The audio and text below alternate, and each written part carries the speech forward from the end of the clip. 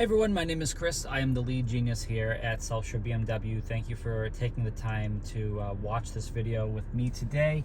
So what we're going to do today is break down the iDrive 8 operating system here. So this is in the 2024 X5.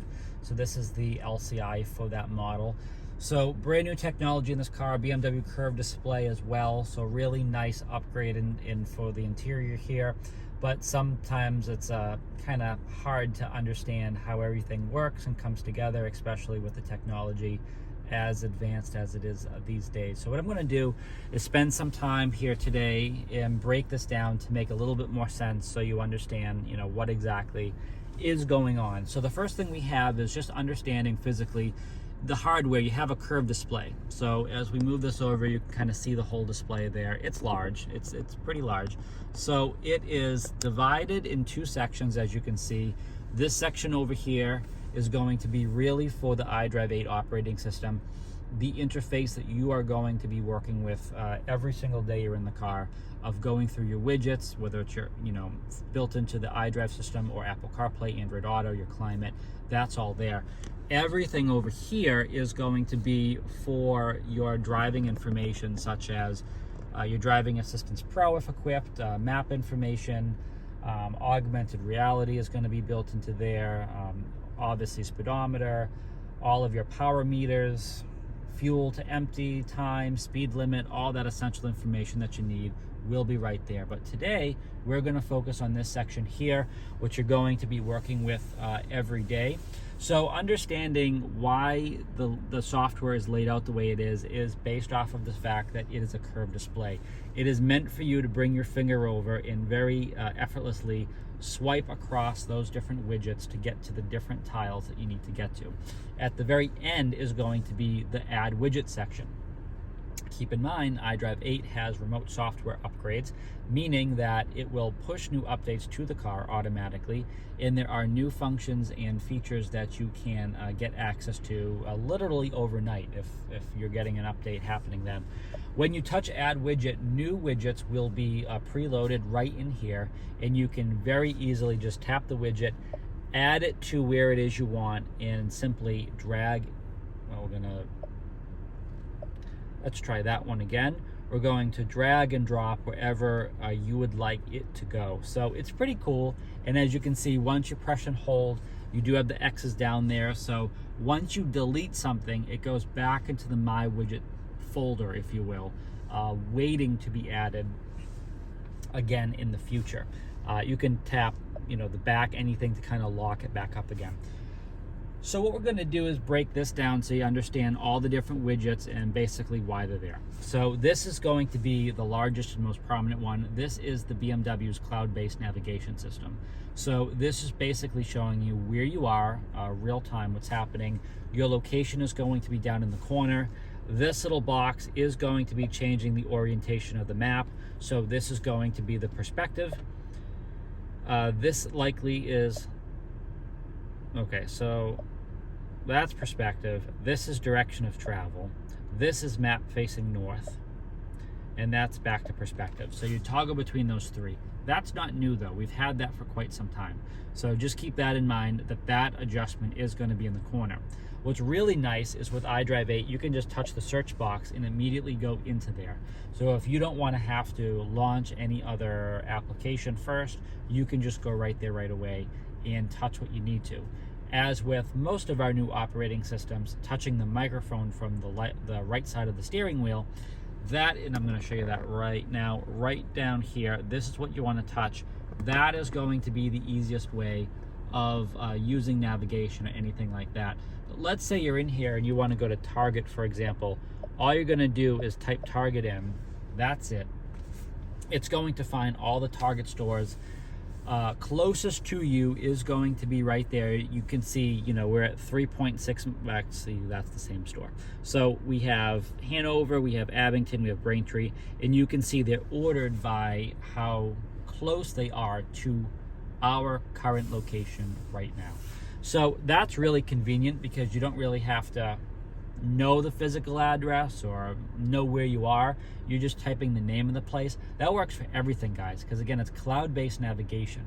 So it is basically taking your search results, searching the internet, then superimposing the search results on your map where you currently are, finding you the closest destination to what it is you're looking for. So that's really, really cool. Again, using the voice is the easiest way of doing it, but if you want to just type it out, just type the name of the place. There's no sitting there typing out the address, the number, the street, the city, the town, the country, all this crazy stuff that we used to do. Those days are so long gone. So you don't have to worry about any of that. So that's this first section. The next is media radio. If some content was playing, that music note wouldn't just be there. You'd actually have what was playing. If we tap it though, it shows you, these are your sources. So it shows you Sirius XM, FM, AM. That's all going to be listed right there for you. If the car is brand new, you have Sirius XM for a year. Keep that in mind. So let's say we go into something like FM. 3 more people. And we definitely turn that down. So you can take your finger, scroll up and down here if you'd like to. There is a manual frequency. You can also move your finger like this. The iDrive controller down below, which I'm sure you're all familiar with. I'm just twisting that dial and I can basically get it to where I want to go. Notice if you're trying to save a preset and the preset is not in your range, it's not coming in, this is how you'd get to it. You'd go right into where you want and you touch the star at that exact place. So as we go through this, audio source is going to be right in the side. This is how we jump between Sirius, FM, AM. If your phone is connected, you'll have the Bluetooth is going to be right in there for your phone. If Apple CarPlay or Android Auto is connected, those two services is going to override the Bluetooth, because essentially it's using Bluetooth for it to be wireless in this car. So whether it's CarPlay, Android Auto, your phone, that'll be right in there. Pretty cool. Media radio settings, this is kind of the back end, whether or not you want media to go full screen. What's really nice is if you like to see what you're listening to as you're driving, get that up on the display. Don't touch it, and in a couple of seconds, that album artwork and kind of a nice background takes up this entire port of the display. And you don't realize until something like that happens, whether you're in navigation, it goes full map, or you're seeing full album artwork or full Apple CarPlay, full Android Auto. The screen is huge, and you don't realize that until it's actually filled up there and it's vibrant and bright and all this other stuff. Really, really cool. So you can always personalize the menu as well. So these are the different options available under the source. If for example, you're never going to plug in through USB, or you never listen to AM radio, you can uncheck something like AM radio and it won't be there. It won't be there in that list, and that's one less thing you're going to have to look at. The sound is going to be based off of the sound system in the car. So whether you have Harman Kardon or Bowers & Wilkins, if you have one of our top tier models, you can definitely go in there and adjust the sound as you need to. So that's all pretty cool. So that's going to be the FM section there, or the media section. Telephone, if a phone was connected, information would be right in there for it.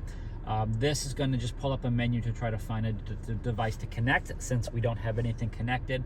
But of course, if you do have an Apple CarPlay or Android Auto set up, it will just launch that right away. The personal assistant is pretty intuitive because it is so evolved at this point in time. It is just nuts how far it's come.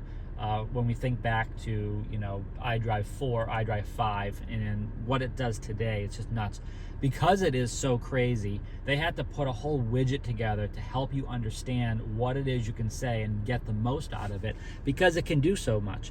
So there's an introduction here that you can actually touch this, and your assistant will introduce itself to you and talk to you and tell you things that you can say to help make your experience even better, which is just awesome, because I don't think we have enough of that in modern cars today. This is access to the microphone and all of that. There are tips. There's the owner's manual. There's BMW assistance. There isn't any shortage of help in this car. You can sit here for days and just keep learning more and more and more. So I think that's a really good thing that BMW has taken the time to actually do that. Traffic en route is basically showing you any traffic related information on your route when you're using navigation. The My BMW app is heavily integrated inside of this vehicle, and you can see that there is this section right in here as well. When that app is connected and everything is good to go, all your information will be built into there as well, such as the service information and all of that.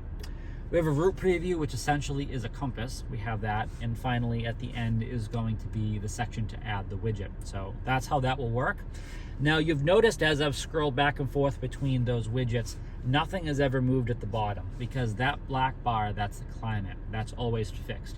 And there's a really important reason as to why that's fixed. Because if we go a little bit further, you can notice there is a void of something that we would probably expect to be right down here. Literally anything. There's nothing there. All the climate controls, with the exception of those two right there, that is your front and rear defrost, have been eliminated. There's no more. No more. Even the heated steering wheel. See? Heated steering wheel button. Right, there's nothing here. There's nothing there anymore. So everything is relying on iDrive 8. iDrive 8 is relying on gesture, voice, and touch. So those are the ways that you are going to interact with this system. Gesture is by gesture control, since you can do this. Increase, decrease, that's gesture. Voice is by using the intelligent personal assistant by saying, "Hey BMW." So it didn't work at that point. I actually don't think it's on. So we would have to go under the personal assistant. We'd go under system settings, voice control. So we would need to make sure that all of this is set up the right way first. That's for Siri. Hey BMW. Oh, there it is. So I see it in the head-up display. So it probably just didn't catch it at that exact time that I said it.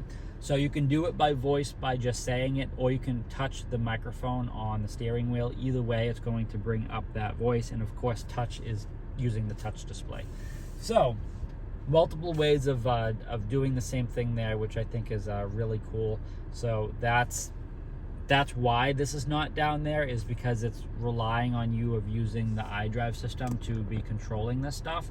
So the plus and the minus here, like if we want it cooler, we're going to lower it to 68. And if you could, I don't know if you can hear that in the video, but the fan has increased in speed because it knows that it needs to get it cooler in here since it was 72. That's all you're going to do. Like 90% of the time you're in this car, you're just going to be doing the plus and the minus, and the car is going to do quite literally everything else. It's going to figure itself out and do everything that it needs to. The heated seat is letting you know that the heated seat is on. That's why that's there. Pressing that is the same as pressing the climate. I'll show you that. It's going to bring you to the same menu.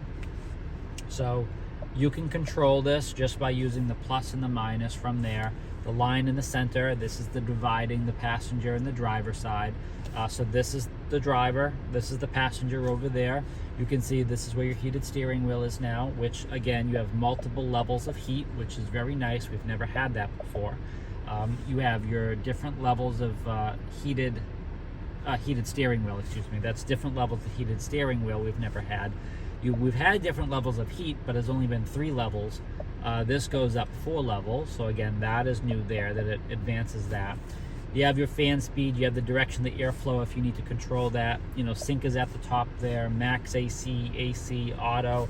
Everything that you know and expect from whether you're coming out of an X5 or you had a previous, all of it's still there. It's just there in a digital format, and it's just going to be right in there. But again, I would recommend using the intelligent personal assistant to help you with climate and things like that by saying, hey, I'm hot, I'm cold, turn the heated seats on. Start talking to the car more, which may sound weird, but we're kind of in the future now, and that's where we are with everything, which I think is really cool. The tiles up in the corner, that is going to launch the menu for pretty much everything in the car. So you can see all apps is going to be the one selected. All apps is going to combine infotainment and vehicle apps. Infotainment is a little bit more relevant when CarPlay is actually linked up, or Android Auto. Anything related to your basically entertainment and information from your phone is going to be combined in one menu. That's one option. Vehicle apps is all kind of like this blue or teal blue color. Those are like your traditional car settings. So if you want to go and raise the head-up display, or you want to change the ambient light, or maybe the door locks, this is the area that you would be in. So if it helps you to differentiate between the two sections, they built this out separately so you can quickly get to them. Honestly, I just keep it on all apps. If I don't know where I'm going and I want to go into like a display menu, I go to the very top where it says browse menu, and you don't even have to type in display, you can just do head up. And it immediately pulls up head up display. So and then it tells you, where to go. So since I didn't finish spelling the word out, it's guessing what I want to do next, but I can just easily touch head up display and it brings me right in there. It's just so smart, guys, that you don't have to worry about all this other stuff. I know it seems a lot, because it is a lot, honestly. It's like a crazy computer in here now. But using the tools built into the software and trusting that and relying that and understanding that is going to be the best way forward with this car, because it is designed to help you, not to make your life miserable and complicated. It's really not what it's there for. And the rest of this down there is just going to correspond to what we see. So the music note ties to the music section, phone goes to telephone, and the navigation is going into navigation here. When Apple CarPlay or Android Auto is connected, you have an additional element at the bottom showing the CarPlay logo or the Android Auto logo, and that's how that's going to go. Pulling down from the top is going to bring a couple shortcuts that you can always save. Anything really in the iDrive system you can save to the top of that menu. System settings, you can do a do not disturb, hide private information if you have a passenger, notifications for the car, or shutting the whole display off. And because the system is intuitive, it does have suggestions rolling at the bottom. So things that the vehicle thinks that you may want to go to a little bit more frequently, that will always be displayed right at the bottom down there. And that is pretty much everything as like a quick overview of iDrive 8, things that you should know about the system to get you going. Hopefully that makes sense, and it makes looking at the new X5 a little bit less scary, if you will, because I understand how when you look at anything new, it's like, wow, there's really no buttons in there. So that's kind of what it is and how it what it looks like. So hopefully that makes it easier for you guys. And if you have any questions, please reach out to us. The Genius team at South Shore BMW would be more than happy to assist with your questions with iDrive 8. So again, my name is Chris. I'm the lead genius here at South Shore BMW. Thanks for taking the time to watch the video.